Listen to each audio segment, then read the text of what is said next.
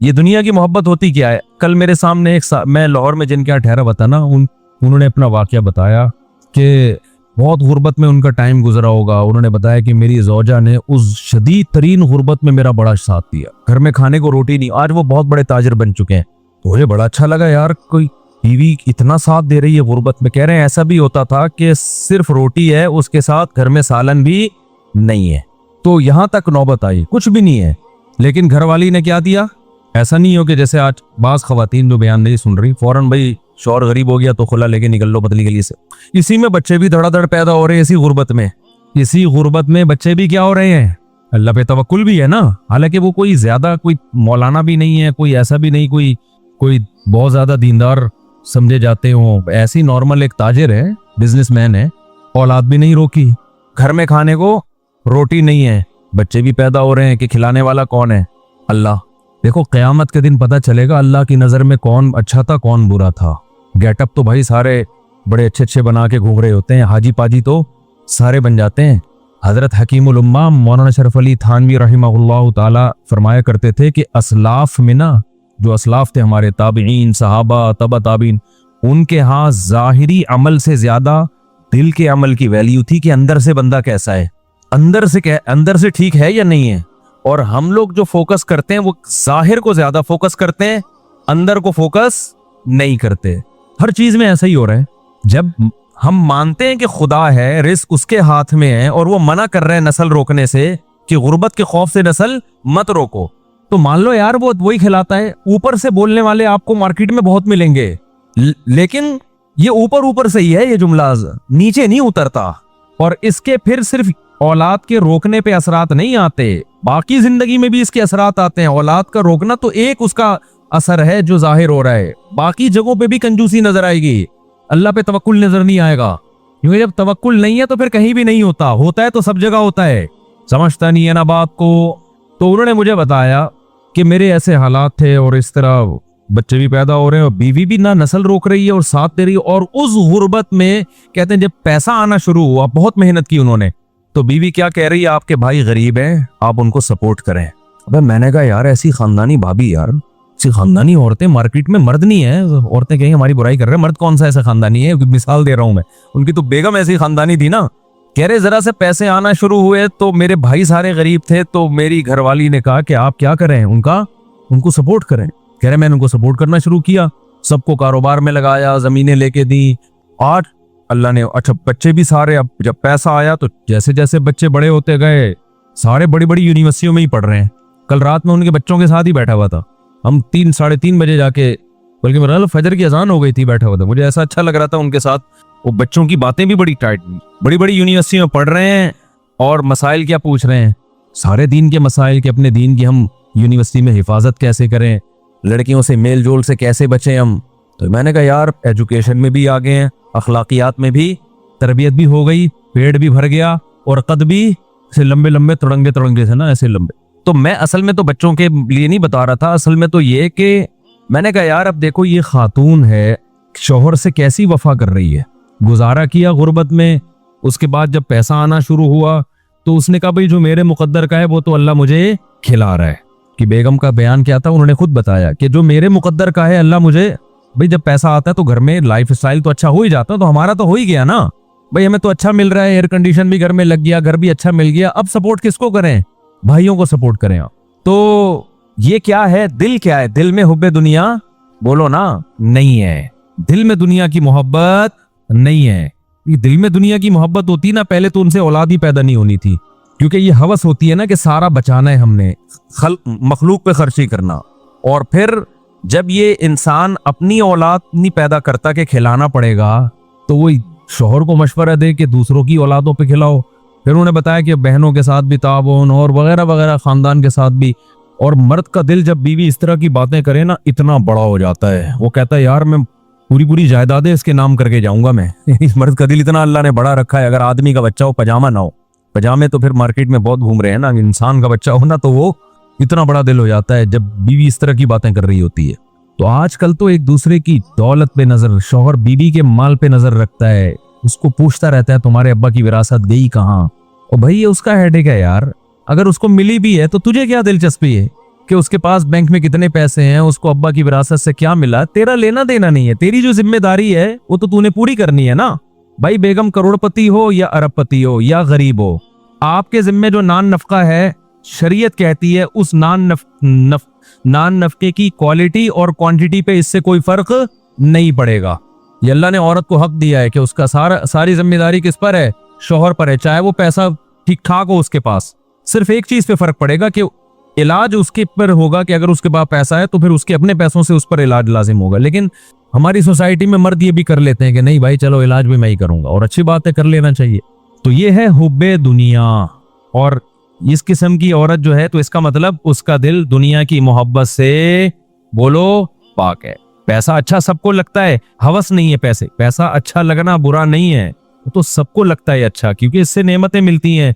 अल्लाह ने दौलत को अपना फजल कहा है कुरान करीम में। हवस अलग चीज है और पैसे की चाहत अलग चीज है। आज हवस है, लालच है, गैर अखलाकी तरीके से कमाना, बटोरते रहना। मैं आज क्या होता है, जो खवातीन बयान नहीं सुन रही, जब वो शादी होके घर में आती हैं शौहर के, तो उनकी ख्वाहिश होती है कि भाई ये बहनों को क्यों खिला रहा है, ये अपने भाइयों को क्यों खिला रहा है, यहां तक कि अपनी माँ को क्यों खिला रहा है, ये इतनी टेंशन। और मैंने देखा है अपनी जिंदगी में कैसे मर्द के दिमाग को ऐसा कब्जे में किया है कि वो किसी काबिल ही नहीं रहा, वो कहीं खर्च ही नहीं करता। अच्छी भी है अल्हम्दुलिल्लाह, जैसे मैंने आपके सामने एक मिसाल दी है। और मर्दों में भी दोनों किस्म की बीमारियां पाई जाती हैं। औरत के कमा रहे हैं बेगम से कि तुम कमा के लाओ, ये बात तो मैं बार बार कहता हूँ, शदीद मजबूरी ना होना मेरे भाई। अपने खानदान में, अपने नस्लों में ये रस्म छोड़ के जाओ, उनको ये बावर करा दो कि हमारे खानदान में मर्द कमाते हैं, औरतें खाती हैं। बोलो हमारी परंपरा है ये, हम इसको चेंज नहीं कर सकते, हमारे खानदानी रिवाज है भाई, हमारे यहाँ औरतें नहीं कमाती। ये सीख लो, ये क्या कर लो। मैं कभी नहीं दावा करता कि मैं जो बातें करता हूँ मेरा भी 100% अमल है उस पर। मैं तो अल्लाह से दुआ करता हूँ, अल्लाह जो बातें कर रहा हूँ मुझे उस पर अमल की तौफीक दे। मैं तो बार बार कहता हूँ भाई, मैं आप लोगों को कोई नसीहत करता हूँ इस नीयत से कि मुझे भी अल्लाह अमल की तौफीक दे। लेकिन कुछ बातें बतानी पड़ती हैं ताकि आपको ये ना लगे कि यार ये फेंक रहा है लंबी लंबी ना। जब इस पर आजमाइश आएगी ना तो फिर देखेंगे हम। अल्लाह बचाए हमें आजमाइशों से। मैंने बताया मजबूरी के हकाम तो अलग है। अब कहत पड़ा हुआ है तो फिर तो बेगम जॉब कर रही है, मर्द की जॉब नहीं, वो तो एक मजबूरी है ना। भीख मांगने से तो बेहतर है कि कोई तो कमा ले। तो मेरे तो आमदन भी बिल बहुत कम थी और मेरे 3 घर थे, अरसे से तो मेरे 3 ही चले आ रहे हैं ना।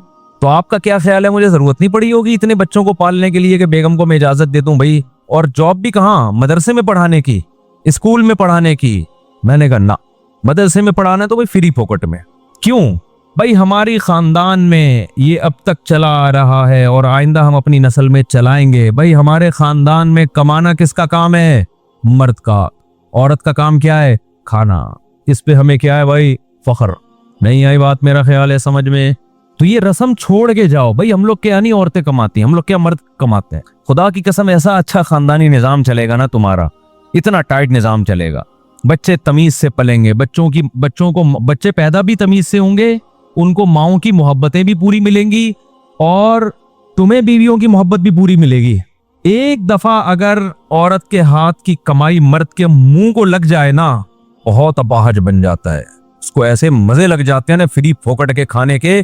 क्योंकि जिन कौमों में ये रिवाज आया है ना, देखो कुछ बुराइयां ऐसी होती हैं उनमें ब्रेकें नहीं होती, वो हमेशा बढ़ती हैं। मिसाल के तौर पर अभी जापान के बारे में रिपोर्ट आई कि नस्ल खत्म होते होते जापान का दिवालिया होने वाला है। अभी रिपोर्ट ही है जापान में, पता है आपको, उनके बच्चे पैदा होना खत्म हो गए ना। तो बुड्ढे बुड्ढे बुड्ढे वो इतने तंग आए हुए हैं जापानी। स्वीडन का सदर तो एक दफा तकरीर में रो पड़ा था कि हमारे यहाँ बुड्ढे बुड्ढे हो रहे हैं। वो तो कोरोना ने कुछ फजल किया, बहुत सारे बूढ़ों को शार्ट कर दिया, वरना तो वो पागल हो गए थे कि भाई कोई कमा तो रहा नहीं है, सारे खा ही रहे हैं बैठ के। तो वो बाहर से लोगों को बुलाते हैं, लेकिन उनकी अपनी कौमें खत्म हो रही हैं। ऐसा क्यों हुआ? जब उन्होंने फैमिली प्लानिंग को शुरू किया तो उनके जहन में ये नहीं था कि ये यहाँ जाके बंद होगा। उनका ख्याल था अभी हम 2, फिर हम कहेंगे अब 3 कर दो और फिर दोबारा 2 पे आ जाओ, यही था ना। अभी तो हमारी आबादी बहुत है तो हम ऐसा करते हैं 2-2 पे ले आते हैं, बल्कि 1-1 पे ले आते हैं ताकि आबादी जरा से भी ना बढ़े। फिर थोड़े दिनों में हम 2-2 पे ले आएंगे, फिर हम 3-3 पे ले आएंगे। जब कम होने लगेगी तो एक तमीज से चलेंगे। ये क्या मुसलमानों की तरह कि बरसाती मेंढकों की तरह बच्चे पैदा हो रहे हैं इनके, वो हमें ये कहते थे खरगोश की तरह बच्चे हो रहे हैं। कोई प्लानिंग नहीं है और कोई इसके लिए, वो गुर्बत से मरे जा रहे हैं, पेट्रोल महंगा हो रहा है और फिर बेफॉर्म में एक नया बच्चा आ गया जी। बेफॉर्म के फॉर्म नहीं है इन लोगों के पास, इतना गरीब मुल्क, कागज बाहर से उधार ले रही है और बच्चे ही डाले जा रहे हैं उसमें। एक जाहिल कौम, वो हमारे बारे में ये कहते हैं। हमने देखो कैसे मैनेज किया सिस्टम को और कैसे जबरदस्त कुछ गड़बड़ें ऐसी होती हैं कि वो आप शुरू आप करते हैं, कंट्रोल में आपके नहीं होती। तो ये हुआ है उन लोगों से। अब नॉर्वे एक बच्चा पैदा करने पर 24 लाख रुपए दे रहे पाकिस्तानी। ये 24 लाख पिछले साल की रिपोर्ट है जब करेंसी की, अब तो वो शायद 30-35 लाख बन चुके हो। आप नॉर्वे की नेशनलिटी लो और कोई काम ना करो वहां जाके, सिर्फ यही करो, मिलते रहेंगे आपको। वो कह रहे हैं हमारी कौम बढ़े, नेशनलिटी नहीं है फिर नहीं देंगे। वो कहेंगे जब हमारी कौम का बंदा बन गया तो फिर होगा। तो ये क्यों हो रहा है वहां पे नस्लें? और 50-60 साल के बाद आप देखोगे जापान में पश्तो चल रही होगी इंशाल्लाह। आप देखोगे पश्तो होगी, क्योंकि हमारे जो पश्तून ताजिर हैं पेशावर से और अफगानिस्तान बहुत जा रहे हैं वहां पे। चपली कबाब दबा के खुला हुआ होगा, मेड इन जापान चपली कबाब है ये। हकीकत बता रहा हूँ आपको, आप मजाक ना समझो। लेकिन आपको इसलिए अभी यकीन नहीं आ रहा कि 50 साल बाद हम जिंदा ही नहीं होंगे। अगली नस्लें अगर ये हमारा बयान सुनेंगी तो वो कहेंगी तो जापान तो है ही पठानों का मुल्क, तो मुफ्ती साहब ये बातें कैसी करके गए हैं? तो 50 साल के बाद 60-70 साल के बाद माहौल चेंज हो चुका होगा ना, तो कहेंगे इसमें हंसने की क्या बात है यार, ये इतना मुफ्ती साहब इस बात को बयान करके अच्छा भी ये जापान तो है ही, जापान खान उसने बनाया था ये।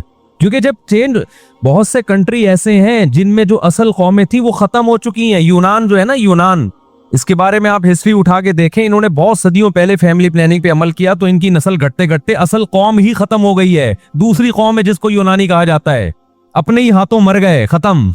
वजह क्या है कि जब आप ग्रोथ रेशो को कम करते हैं ना, तो आपको लोगों का ये जहन बनाना पड़ता है कि बच्चे जब कम होंगे तो आपकी जेब पे बोझ कम आएगा, उनकी तरबियत आसान होगी। ये बोझ है बच्चे, एक दफा आपके जहन में, आपको उनके दिमाग में ये डालना पड़ता है कि ये नेमत नहीं है, ये क्या है, ये बोझ है।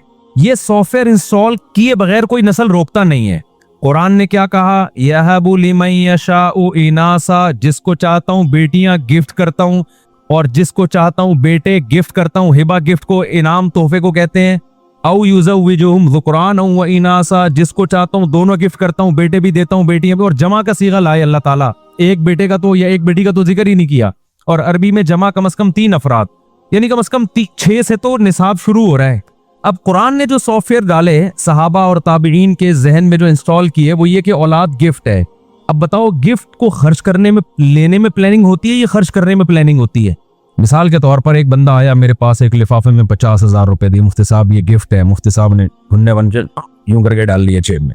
उधर से आया 50,000 गिफ्ट यूं करके डाल लिए। उधर से आया 1 लाख गिफ्ट, होता नहीं है ऐसे, वो खुश तो होने दो ना।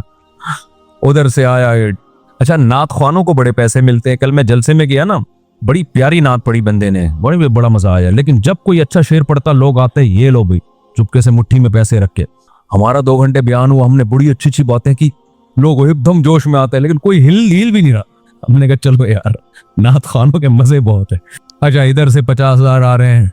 अब कोई कहे मुफ्ती साहब इतने पैसे ले रहे हो, बगैर प्लानिंग के पैसे ही आते चले जा रहे हैं, ये तो ठीक नहीं है। मैं कहूंगा आए जितने भी, इसके लिए प्लानिंग की जरूरत नहीं है। प्लानिंग की जरूरत होगी खर्च करने में। ये प्लानिंग का मौका नहीं है, क्योंकि गिफ्ट तो जितने आ जाए अच्छा है भाई, जितने आ जाए। लॉकर बड़ा बनवा लूंगा मैं, एक और अकाउंट खुलवा लूंगा मैं, जेबें बड़ी करवा लूंगा मैं, गिफ्ट कभी कोई नहीं रोकता। प्लानिंग गिफ्ट लेने में नहीं की जाती, गिफ्ट को खर्च करने में की जाती है। कि ऐसे ही उड़ाओ नहीं, अब इतने आ गए हैं तो अब शादी तो हो नहीं सकती, अब क्या करें हम इससे। पहले तो प्लानिंग आसान थी मेरे लिए। अब भाई ऐसा करते हैं कि बच्चों को हम जरा और अच्छे स्कूल में डाल देते हैं, जरा और तगड़ी फीसें हो जाएंगी उनकी, और ये कर देते हैं, ये कर देते हैं। हाँ, बगैर प्लानिंग के उड़ाना शुरू कर दोगे तो ये नेमत की नाकदरी। तो अल्लाह मियां ने कुरान में जो हमें सॉफ्टवेयर इंस्टॉल किए ना, मुसलमान सोसाइटी को जो कुरान पढ़ते हैं, उनको ये बताया कि औलाद ये बोझ नहीं है, बल्कि ये क्या है, गॉड गिफ्टेड है, ये खुदा की तरफ से गिफ्ट है। अब जब गिफ्ट है तो गिफ्ट आने में प्लानिंग नहीं होती, जब आ गए तो फिर प्लानिंग करनी है ताकि जाया ना हो कि इसको डॉक्टर बनाना है, इसको आलिम बनाना है, इसको मुफ्ती बनाना है, इसको क्या बनाना है, इंसान का बच्चा बनाना है, कैसे बनाना है, कौन से स्कूल में भेजें, किस बुजुर्ग के पास भेजें, किसके बयान सुनाए, चर्सियों में बैठ रहे हैं तो उससे कैसे बचाएं हम इसको, सुबह शाम ऐसा ना हो पबजी खेलते खेलते जिंदगी गुजर जाए। तो प्लानिंग, उस औलाद का क्या इस्तेमाल है, इसमें प्लानिंग होगी। हमारे यहाँ फैमिली प्लानिंग वालों ने उल्टे काम शुरू कर दिए, औलाद पैदा करने में प्लानिंग शुरू कर दी कि प्लानिंग से पैदा होंगे, पहले एक होगा, 25 साल के बाद दूसरा, बाज दफा होता ही नहीं 25 साल के बाद दूसरा, ये आपके इख्तियार में है ही नहीं। अब इस उल्टी प्लानिंग का जो नुकसान हो रहा है ना, बड़ा नुकसान, मैं बार बार कहता हूँ, लड़के और लड़कियों की ग्रोथ रेशो की ऐसी की तैसी हो गई। अब जिसको सबको 2 बच्चे चाहिए, तो जिसको बेटा मिल गया वो तो नस्ल रोकेगा, जिसको नहीं मिला वो 5-5, 6-6 बेटियां हो जाती है बेटे की लालच में। वो 6 बेटियों के बाद जाके नस्ल रोकेगा। बेटे 1 या 2 और बेटियां 6-6। तो ये तो सारा फितरी निजाम की ऐसी की तैसी हो गई कि नहीं हो गई। आप कह सकते हो कि चाइना और जापान और इंडिया, इन दोनों कंट्रीज में फैमिली प्लानिंग पर अमल होता है, तो इनमें तो ग्रोथ रेशो ऐसा नहीं है कि लड़कियां बहुत ज्यादा लड़के कम, बल्कि वहां तो लड़कियां ही शॉर्ट हैं। तो भाई वो एक और जुल्म कर रहे हैं जिसका खुदा आखिरत में इंतकाम लेगा। वो ये कि लड़कियों को मां के पेट में मार दिया जाता है पैदा होने से पहले, वरना अगर वो पैदा होने देना तो वहां लड़कियां ही लड़कियां हों। इतनी औरतें पैदा हो जाएं, मर्द मार्केट से शॉर्ट हो जाए उनके, क्योंकि जिस फैमिली में एक बेटा एक बेटी हो गई वो रोकेगा नस्ल, जिसके 2 बेटे हो गए वो भी रोक लेगा, क्योंकि बेटे की जरूरत लोगों को बेटी से ज्यादा होती है। खुद माओ को बेटा चाहिए होता है। आप देख ले हमारी सोसाइटी में 5 बेटियां, 6 बेटियां, 7 बेटियां, किस चक्कर में यार? इस चक्कर में कि शायद अगली दफा बेटा हो जाए, वो नहीं हुआ तो अब तो सारा सेटअप जब आप फितरत के काम में टांग अड़ाते हो तो उल्टा पुल्टा होता है। तो मैं इस कर रहा था कि इस्लाम ने जो सॉफ्टवेयर हमें हमारे दिए, जो कुरान पढ़ते हैं, कुरान पर ईमान रखते हैं, वो ये कि ये नेमत है। लिहाजा जब आपके दिमाग में ये आ गया ना, ये सॉफ्टवेयर इंस्टॉल हो गए कि नेमत है, तो फिर आदमी क्या चाहेगा? मेरी औलाद ज्यादा हो। ये काफिरों को भी यही पता था कि औलाद ज्यादा होना नेमत है। यही वजह है कि कुरान काफिरों को कहता था कि तुम अगर इताअत करोगे तुम्हें अल्लाह कसरत से औलाद देगा। युमदिदकुम बिअमवालिन व बनीन। यहूदियों को अल्लाह कहते हैं, हमने कहा कि जब तुम इताअत करोगे कसरत से अल्लाह तुम्हें औलाद देगा। और कुरान कहता है, शुएब अलैहिस्सलाम ने अपनी कौम से कहा कि अल्लाह की नेमत को याद करो, वकस्सरकुम, अल्लाह ने तुम्हारी आबादी बहुत बढ़ा दी है, ये अल्लाह की नेमत है, इस पे शुक्र अदा करो। फैमिली प्लानिंग वाले होते उस जमाने में, वो कहते हैं ये बढ़ा दिए जी, तो टेंशन है हमें। तुम इसको कह रहे हो अल्लाह का शुक्र है, हमारी तो बढ़ी हुई आबादी क्या है? टेंशन। पैगंबर कह रहे हैं बढ़ी हुई आबादी तुम्हारे लिए अल्लाह की नेमत है, शुक्र अदा करो। तो अब जब सॉफ्टवेयर इंस्टॉल कर दिए कि ये बोझ है, तो फिर याद रखो कुछ दिनों तक ऐसा लगता है कि 2 होने चाहिए, इस पे आप कौम को लाएंगे, लेकिन अगला स्टेप पे कौम खुद आएगी, आप नहीं लाएंगे। वही कि जब बोझ है तो फिर 2 के बजाय कितने होने चाहिए? 1। कोरा इस पे सेट हो गया आके। फिर 1 भी है तो बोझ ही ना, वो है क्या? वो भी कहते हैं बोझ है, कहते हैं होना चाहिए, लेकिन वो 50 साल या जब हम बुढ़े होने लगेंगे उस वक्त शादी करेंगे, फिर 1 होना चाहिए।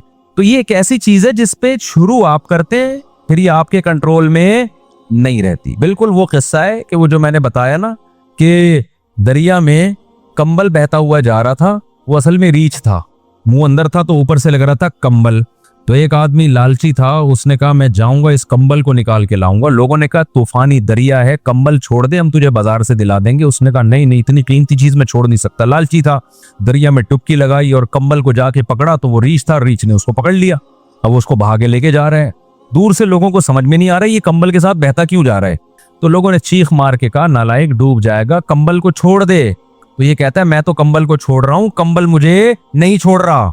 तो कुछ बुराइयां ऐसी हैं सोसाइटी में, आप शुरू आप करते हो कि एक प्लानिंग के तहत होंगी, लेकिन फिर आप उसको छोड़ना चाहते हो, कौम फिर उसको नहीं छोड़ती। यूरोप में पहले ज्यादा बच्चों पे फख्र किया जाता था, उनके हुक्मरानों ने, और जो उनके वही के नूर से जो आरी लोग थे, मजहब से दुश्मन लोग थे, उन्होंने ये बावर कराया कि कम बच्चे होने चाहिए। नतीजा क्या निकला कि उन्होंने कहा ठीक है जी कम होने चाहिए। अब वो कह रहे हैं ज्यादा होने चाहिए, लेकिन वो कंबल को वो छोड़ना चाह रही है उनकी कौमें, लेकिन कंबल अब उनको छोड़ने के लिए तैयार नहीं है। वो जो सॉफ्टवेयर ऐसे इंस्टॉल हो गए हैं, वो सॉफ्टवेयर किसी से रिमूव ही नहीं हो रहे। अब वो समझ में आ रही है बात कि नहीं आ रही? वो अब रिमूव ही नहीं हो रहे, डिलीट का बटन ही उड़ गया है वहां से। तो आप ये जो एक इतनी भयानक चीज है, ये फिर आपके कंट्रोल में नहीं रहती। इसलिए जो नेचर पे चल रहे हो ना, तो ये एक बुराई तो ये है कि जब ये आप दिमाग में डाल दोगे तो फिर क्या होगा। फिर दूसरा, जब आप ये किसी के दिमाग में डाल देते हो ना कि पैसा खर्च करने से कम होता है, ये सॉफ्टवेयर जब किसी की खोपड़ी में आ जाए तो वो अपनी नस्ल भी रोकेगा। क्योंकि फैमिली प्लानिंग के पीछे जज्बा क्या है कि आपकी अपनी औलाद जब ज्यादा होगी तो आपकी गुर्बत में इजाफे का जरिया, यानी आपको उसको खिलाना पड़ेगा तो आपकी आमदन डिवाइड होगी। ऐसा ही है ना। ये सॉफ्टवेयर आज की लिबरल दुनिया ने इंस्टॉल कर दिए लोगों की खोपड़ियों में। अब जब ये सॉफ्टवेयर इंस्टॉल हो गए, अब इसका नुकसान क्या हुआ? सॉफ्टवेयर जो इंस्टॉल हुए हैं उनकी नीयत तो ये थी कि सिर्फ इस जज्बे से नस्ल को रोको, लेकिन सॉफ्टवेयर ये कह रहा है कि इस जज्बे से जब नस्ल रोकी जा सकती है, और उसके पीछे फलसफा ये है कि खर्च करने से डिवाइड होगा, तो डिवाइड तो और बहुत सारे कामों से हो रहा है। शादी करने से भी डिवाइड होता है। अगर कोई नौजवान 18 साल में शादी करता है तो जितना कमा रहा है वो डिवाइड होके कहाँ जाएगा? आधा बीवी के पास जाएगा। तो उन्होंने निकाह करना भी क्या कर दिया गोरों ने। हालांकि उनकी कौम, उनकी रियासतें ये नहीं चाहती थी कि ये जल्द शादी करना छोड़ दें। फैमिली सिस्टम को तो वो भी चाहते हैं प्रोमोट करना, लेकिन जब सिर्फ एक चीज को गलत हुई है ना, उस गलत के नतीजे में बहुत सारी चीजें गलत होना शुरू हो गई, तो उन्होंने शादी करना भी छोड़ दी। यार जब मेरा पैसा है तो फिर मेरा पैसा है, मैं क्यों बीवी को खिलाऊं भाई। फिर जब बेगम को नहीं खिलाना, अपने बच्चों को नहीं खिलाना, तो किसी बेवा से शादी करके उसके यतीम बच्चों को खिलाना, ये तो पागलपना और हमाकत। इस ऐसे आदमी के तो सींग होने चाहिए सर पे, हमाकत के, कि अपनी जो अपना ब्लड है उस पे खर्च करने से पैसे कम होते हैं, तो दूसरे के ब्लड पे खर्च करना तो और परले दर्जे की हमाकत है। अबे भाई खोपड़ी शरीफ में बातें आ रही हैं कि नहीं आ रही हैं? तो ये ऐसा उल्टा पुल्टा हुआ है ना कि अब इसकी ब्रेकें नहीं। अब ये लिबरल दुनिया क्या कर रही है, अब ये एक तो शादियां 40-40 साल में करते हैं, फिर उनको बीवी चाहिए कमाने वाली, क्योंकि इनके सॉफ्टवेयर अपडेट होते जा रहे हैं जमाने के हिसाब से और अपग्रेड होते जा रहे हैं। अपडेट नहीं बल्कि अपग्रेड होते जा रहे हैं इनके सॉफ्टवेयर। पहले ये था कि सिर्फ बच्चे ही 2 होने चाहिए, फिर ये था कि भाई बीवी भी नहीं होनी चाहिए, शादियां भी 1 होनी चाहिए, और फिर बीवी भी नहीं होनी चाहिए, फिर जब अगर हो भी तो फिर 50 साल में होनी चाहिए, और फिर किसी बेवा या यतीम बच्चे को पालना ये भी नहीं होना चाहिए। तो होते होते होते होते वही होगा जो हो रहा है दुनिया में, मैं मेरा माल। फिर माजूरों के लिए गवर्नमेंट पता है क्या करेगी? वही कुछ करेगी जो यूरोप में किया है। वहां सगा भाई अपने सगे माजूर भाई को नहीं पालता, गवर्नमेंट पालती है। आज आपका भाई माजूर है, कौन पालेगा? गवर्नमेंट पालेगी, आप पालोगे। ये आपकी खूबी है। ये यूरोप और अमेरिका में उन लोगों की खूबी नहीं है, वहां गवर्नमेंट पालती है। लोग गवर्नमेंट की बड़ी तारीफें करते हैं और सही करनी चाहिए कि कानून मजबूत है, माजूरों को हुकूमत पालती है। लेकिन आपको पता है ना कि जरूरत इजाद का नाम है, तो ये जरूरत थी सोसाइटी में जिसकी वजह से ये कानून इजाद हुआ है। क्योंकि वहां गोरा पालने के लिए, वो अपने बूढ़े बाप को पालने के लिए तैयार नहीं है। तुम जब पहले औलाद रोकी ना, फिर अब्बा भी रोको। अब्बा को तो रोक सकते नहीं क्योंकि अब्बा पहले पैदा होते हैं, बच्चा बाद में पैदा होता है। तो अब्बा को रोकने का ये है कि अब्बा पे खर्च ना करो, तो मेरा पैसा है तो मैं ना। तो गवर्नमेंट ने कहा यार ये तो रोडों पे बुढ़े बेचारे बूढ़े पड़े हुए होंगे यहाँ पे, तो उन्होंने बड़ा अच्छा निजाम बनाया, ओल्ड हाउस बनाया कि भाई ये बूढ़ों को हम जाके बड़ी तारीफें करते हैं। देखो गवर्नमेंट यहाँ बूढ़ों को कितना अच्छा खिलाती, कितनी केयरिंग हुकूमत है। एक हमारी हुकूमत है, मार दिया बुड्ढों को। हुकूमतों ने यकीनन मारा है, पब्लिक नहीं मारती। पब्लिक गरीब टमाटर बेचेगा, अपने बूढ़े बाप को गले से लगा के रखेगा घर में। ये जज्बा गोरे में बोलो ना नहीं है। करोड़पति होगा, अब बाप को एक सेब नहीं खिलाएगा। इल्ला माशाल्लाह चंद वाकयात तो हर जगह होते हैं, और ये मैं ऐसी बातें नहीं बता रहा, हवाई बातें। तो अब माजूरों पे खर्च गवर्नमेंट, लेकिन अल्लाह मियां ने दूसरे तरीके से उनसे इंतकाम लिया है कि टैक्स निकालो इनसे, ठीक है ना, ठीक ठाक तरीके से। क्या हमें ज़कात 2.5% देते हुए मौत आती, अल्लाह ने टैक्स का निजाम हम पर मुसल्लत कर दिया। इनसे जबरदस्ती छीनो, जिस पे इनको सवाब भी 2 टके का नहीं मिलेगा, सवाब भी नहीं मिलेगा। जो ज़कात पे सवाब मिलता है, फ्री फोकट में माजूर भाई पे खर्च करने का सवाब मिलता है, फ्री फोकट में माँ बाप को खिलाने का सवाब मिलता है, टैक्स पे वो सवाब, मैं नहीं कहता कि गुनाह मिलता है टैक्स देने पे, सवाब भी हो सकता है मिलता हो, वो वाला नहीं मिलता जो अपनी मर्जी है। तो आप उसके बाप को भी देना है, ये आपके बाप को भी देना है। और उन मुल्कों में कम से कम टैक्स लेके खर्च इंसानों पर हो जाता है, हमारे यहाँ तो वो भी नहीं हो रहा। खोपड़ी शरीफ में बात आ रही है कि नहीं आ रही है? खोपड़ी है अल्हम्दुलिल्लाह, तो बात भी आ रही होगी। अच्छा खैर, तो अब देखो उन्होंने वो वाले सॉफ्टवेयर इंस्टॉल कर दिए ना उनमें, ये यहां से शुरू हो ना, औलाद पे खर्च, तो फिर बीवी पे भी खर्च नहीं, फिर अब्बा पे भी खर्च नहीं, फिर माजूरों पे भी खर्च नहीं। इस्लाम ने इसके बिल्कुल अपोजिट सॉफ्टवेयर इंस्टॉल किए। इस्लाम ने क्या सॉफ्टवेयर इंस्टॉल किए? कहा कि तुम्हारे लिए पैगंबर की जिंदगी में बेहतरीन नमूना है। अल्लाह करे ये खोपड़ी में बातें बैठ जाए, खुदा ये दिल को दुरुस्त करने की बातें, और अल्लाह की कसम ये बातें दिल में बैठ गई ना, सबसे पहला इनाम पता है क्या मिलेगा? टेंशन फ्री जिंदगी, दिमाग ऐसा रिलैक्स होगा, मजे की जिंदगी अल्लाह देगा। जिसके दिल में दुनिया और दौलत की मोहब्बत हो ना, सबसे पहले अल्लाह उसे इंतकाम ये लेता है, उसका सुकून छीनता है अल्लाह। दिल बड़ा हो जाएगा, खर्च करने की आदत पड़ेगी, लाइफ को क्या करोगे? इंजॉय करोगे लाइफ। ये पहला इनाम मिलता है जिसके दिल से दुनिया की मोहब्बत निकलती है। ऐसे अटके हुए हैं ना ईंटों में, दीवारों में, उफ क्या मुझे तो बहुत अजीब सा महसूस होता है यार। तो क्या हुआ कि जी वो इस्लाम ने इसके बरस क्या बताया? हमारे पैगंबर सल्लल्लाहु अलैहि वसल्लम से ज्यादा अल्लाह ने किसी को मिस्कीन पैदा ही नहीं किया, ताकि मिसाल वो सामने आए जो बिल्कुल अपोजिट, ताकि कोई इश्काल ना कर सके असल में इनके पास तो पैसे हैं। 40 दिन घर में चूल्हा नहीं जल रहा, और बीवियां कितनी रखी हुई हैं? 9 एट अ टाइम। समझ में नहीं आ रही बात, यहां शर्मिंदा हो जाते हो आप लोग। खैर आगे चलो, एक बेवा से निकाह कर रहे हैं हजरत उम्मे सलेमा से, जिनकी उम्र भी ज्यादा है और 2 बच्चे भी हैं। उनको निकाह का पैगाम भेजा, उन्होंने कहा या रसूलल्लाह मेरी उम्र ज्यादा और मेरे साथ तो 2 बच्चे भी हैं, मैं उनको छोड़ के कैसे आ सकती हूँ? आपने फरमाया कि मेरी उम्र तुमसे भी ज्यादा है, कोई बात नहीं, तुम्हारी उम्र ज्यादा है तो मेरी तुमसे भी ज्यादा, और जो 2 बच्चे तो छोड़ के आने की जरूरत नहीं है, वो बच्चे भी इलल्लाही व इलर रसूल, अल्लाह रसूल की तरफ मेरी कस्टडी में पलेंगे। आज के लिबरल तबका उस वक्त होता, अगर आज के जो कैलकुलेटर लेके बैठे होते हैं ना, प्लानिंग क्यों भाई प्लानिंग, क्या किसी प्लानिंग के लिहाज से ये कुछ तुक बनता हुआ नजर आ रहा है कि आपके पास खुद तो है नहीं और आप दूसरों के बच्चों की कफालत करके उनको कहां से खिलाओगे भाई? नहीं आई बात, कोई तुक बनता है, लॉजिक बनती है इसकी, कोई बजाहिर कोई लॉजिक नहीं बनती, लेकिन सॉफ्टवेयर इंस्टॉल किए जा रहे हैं। हम तो अपडेट कर रहे हैं सॉफ्टवेयर, इंस्टॉल तो पैगंबर करके गए हैं, क्योंकि इंस्टॉल करना मुश्किल होता है, अपडेट करना एक बटन पे हो जाता है। अब अपडेट करना बहुत मुश्किल हो रहा है, सोचो इंस्टॉल करना कितना मुश्किल होगा। लेकिन साहबा के यहाँ 2 मिनट में इंस्टॉल हो गए थे सॉफ्टवेयर, क्योंकि उनका ईमान मजबूत था, उनको समझ में आ गया था कि भाई जो पैगंबर कह रहे हैं वो बिल्कुल ठीक कह रहे हैं, लिहाजा साहबा ने भी यही रविश इख्तियार की है। फिर तो बेवा से निकाह करके अपनी जिम्मेदारी भी बढ़ा रहे हैं और कह रहे हैं 2 बच्चे भी ले आओ। सवाल पैदा होता है भाई इसकी तो कोई लॉजिक ही नहीं है। भाई लॉजिक ये है कि रिस्क पहले आता है, माँ की छातियों में दूध पहले आता है या बच्चा पहले आता है?